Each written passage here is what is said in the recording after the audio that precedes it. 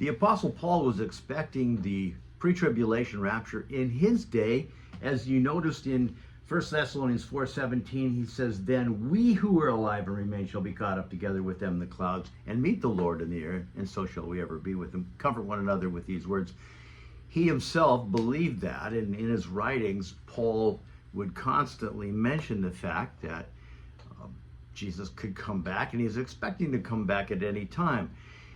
Now, in John's gospel, or in John's epistle, 1 John 3 in particular, it says, "And every man that has this hope in him purifies himself, even as he is pure."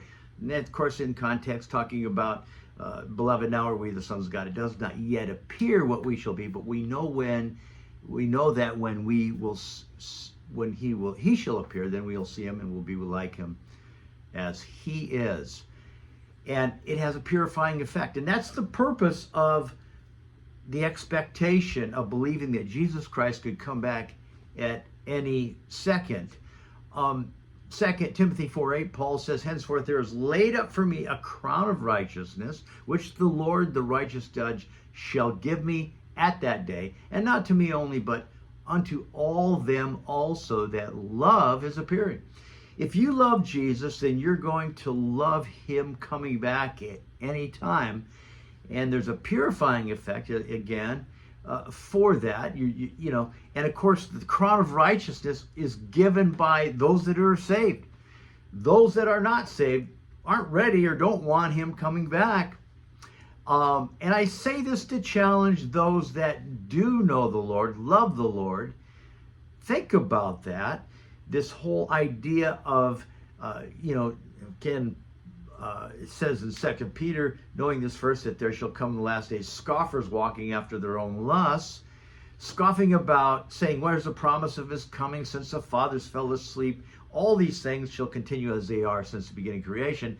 The whole point is, be careful of that scoffing spirit, that attitude that, well, they've been saying that, I'm tired of hearing it, and all these kinds of things. Be careful, man. Check your own heart out at this. I know myself. There's times when I'm thinking, well, I'm not so ready for that. It's probably because I'm caught up in the things of this world. And notice it, the scoffers in the last days walking after their own lusts. Be careful of that. Be careful of your passions. We need to have a passion for Jesus Christ. Them also that love his appearing, 2 Timothy 4:8, once again.